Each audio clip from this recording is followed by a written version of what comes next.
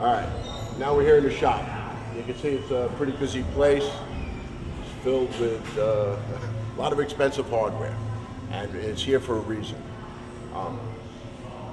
One of the things that we can do is I've designed all of our Sportsman and even the Pro Series engines. It all starts with the block, the selection of the block, making the choices on the machining operations, the actual deck height. So what I've done is I've standardized all my deck heights for all the combinations that I use, which allows me to start blocks in process. And if you pan over, you'll see, we literally have over 100, 125 blocks here at any given time. And we're always in a process of machining.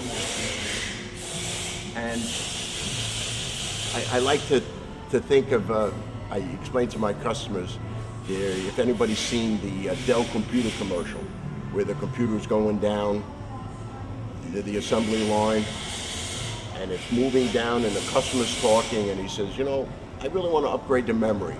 And they just pull from the shelf, plug it in. And the guy says, you know what? Oh, I want the bigger screen. I want this. Stop, pull that one off, grab another one.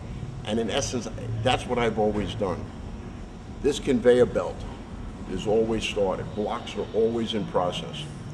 It's a combination of blocks that are pre-sold and then what we call an SSRE block. It's designed, it'll fit 3 or 4 different engine packages. It's really a matter of bore and notching for certain strokes, and then wall finish for certain rings. But there's a big commonality there, and these blocks are available. So a typical customer can call. He raced Sunday. It blew up all his shit on Sunday. Now it's Monday, and he's got to be at a race by Friday. Around a dyno shop, you hear that. Another SHAFIROFF motor being dynoed. All right, so the guy calls Monday morning. He says, listen, I'm in the point series. I got to do this. I got to run, 780, and my dragster weighs this, weighs that. What do you got? This is what I can afford. He's already seen all the ads. He knows he's looking at this price range engine. He said, but what can I have?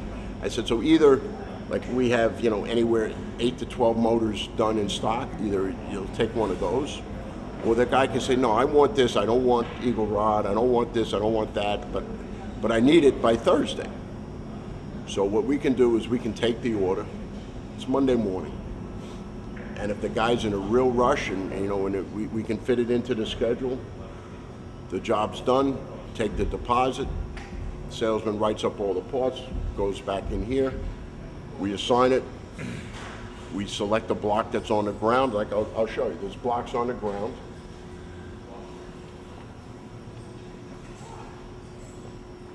All done, finished, and if they say SSRE on them, on the bottom, on that tag,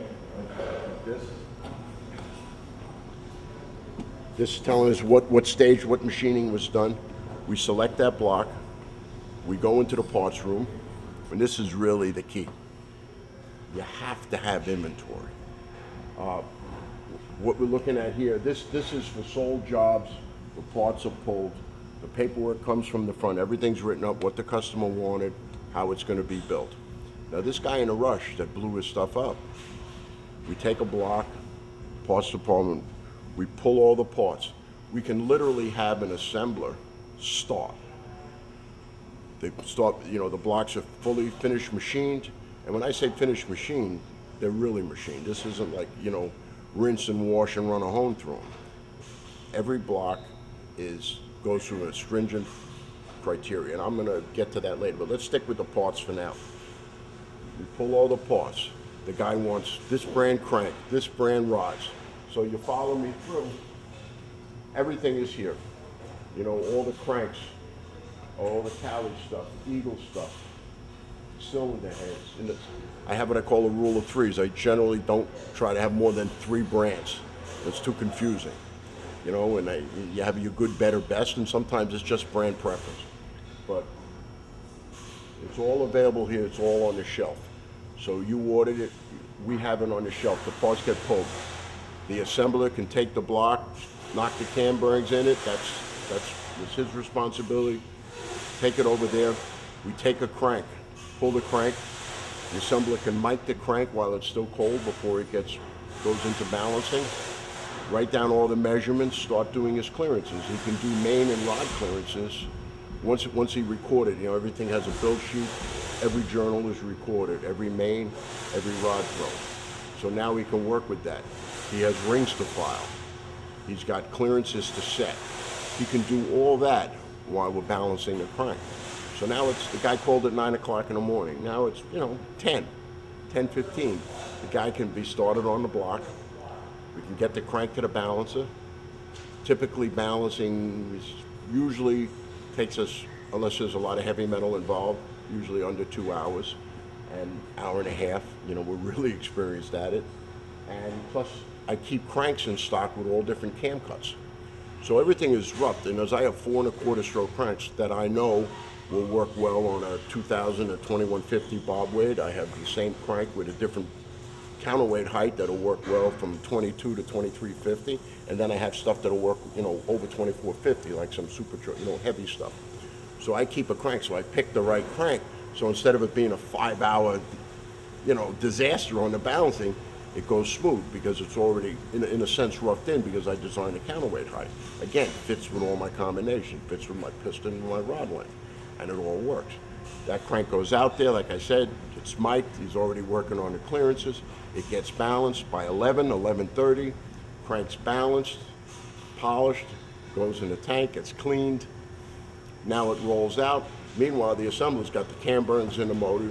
He's got the rods out of the box, broken apart. We electric pencil the number.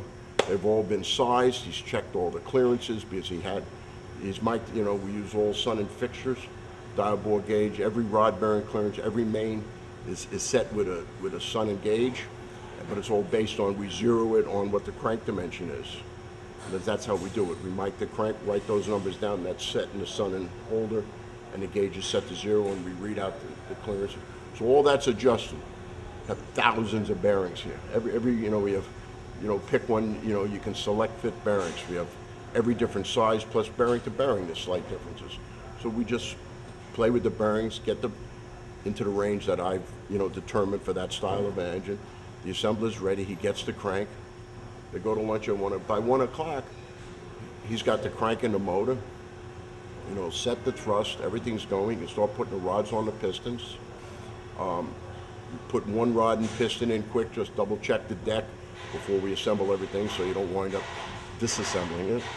Everything is checked. If it's a, PV is done when the heads are assembled. Like if you look down, all heads get assembled here. You select the springs, retainers, the heights.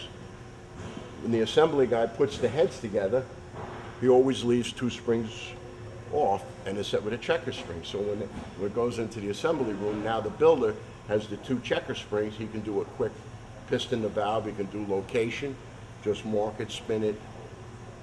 In other words, what I'm saying is everything that people think that only a little hands-on little engine shop, with their buddy who I call Harry, that only Harry, touches everything, does everything, and they think a big shop like this, you don't get the same precision or quality.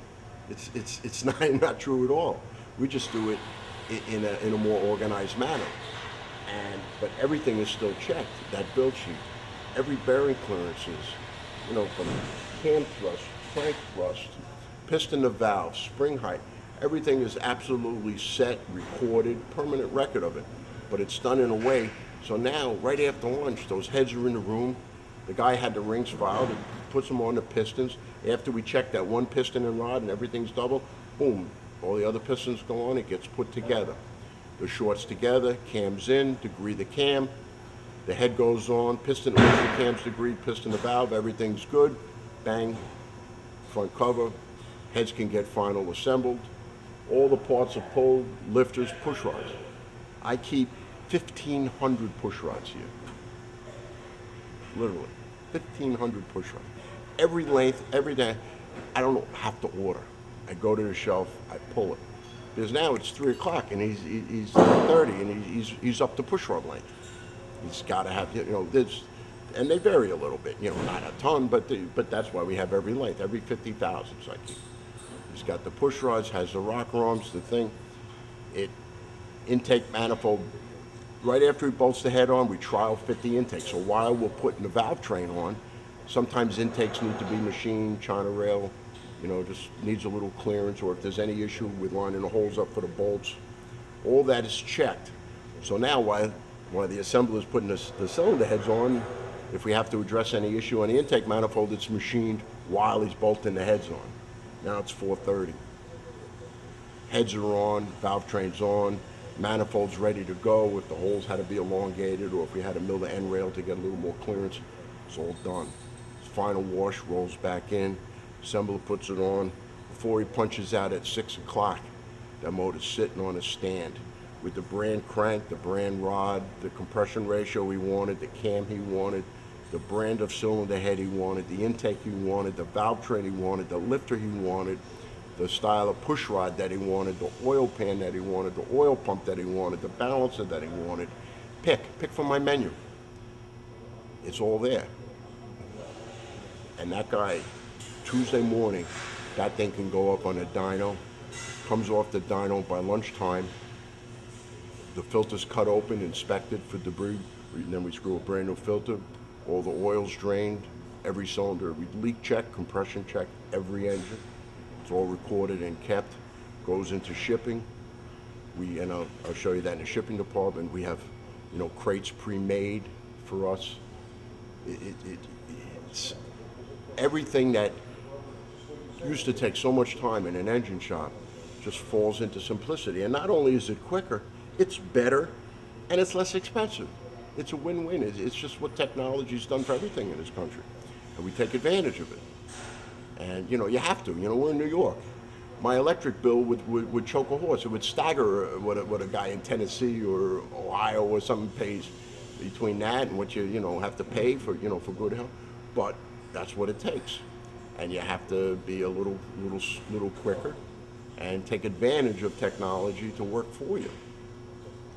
So now that this custom motor's here, it leaves Tuesday afternoon.